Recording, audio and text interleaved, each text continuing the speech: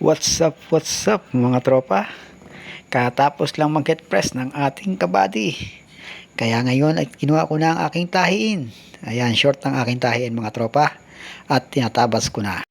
Pagkatapos ko nga pala mga tropa, tabasin ang ating body ng short dyan. Ngayon naman ay ilalatag ko ang lining.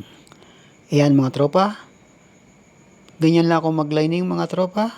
At tropa, kung umabot ka na hanggang dito sa part ng bidyong ito, baka naman pwedeng makahingi ng isang like mo dyan. Ang telang ginagamit ko nga pala mga tropa sa ating lining ay 1B1 lining. Ayan mga tropa. Pagkatapos kong lining yan mga tropa ay susulatan ko na rin siya ng size. Ayan mga tropa. Nakatapos na tayo mag-lining. Ngayon naman ay umpisa na natin ang pagbubuo ng short. Ayan mga tropa. Tinatay na natin sa straight ang ating short.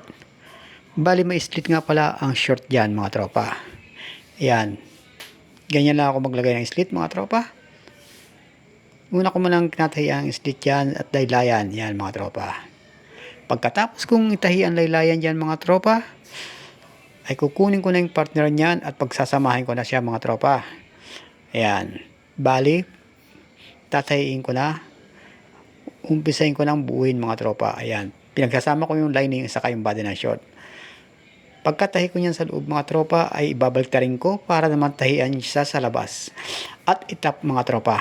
Bali dalawang pasada ang ginagawa namin dyan mga tropa. Tropa, maraming salamat at hanggang ngayon ay nanonood ka pa rin ng aking mini vlog. Maraming salamat at umabot ka hanggang dito sa bidyong ito. Tropa, baka naman pwedeng makahingi ng isang like mo dyan at pakipalo na rin. Malaking tulong ngayon sa kagaya kong nag-uumpisa bilang isang content creator dito sa mundo ng ito. Ayan mga tropa, matapos natin mapagdugtong ang garter, ngayon naman ay kakapit na natin siya sa body ng short. Diyan mga tropa ay tinatahian ko lang ang garter, paikot, para ikapit sa body ng short.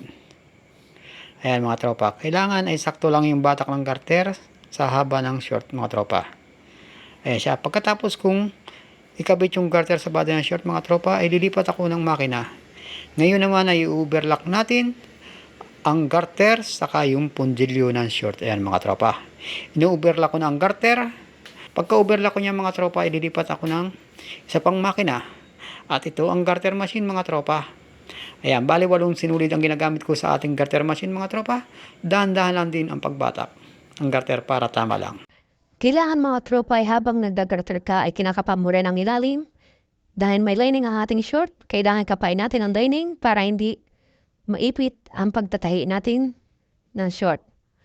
Thank you at maraming salamat mga tropa sa panonood ng aking mini vlog. Sana'y patuloy niyo akong suportahan at thank you at maraming salamat mga tropa. Hanggang dito na lang ang ating mini vlog. Salamat mga tropa. Thank you.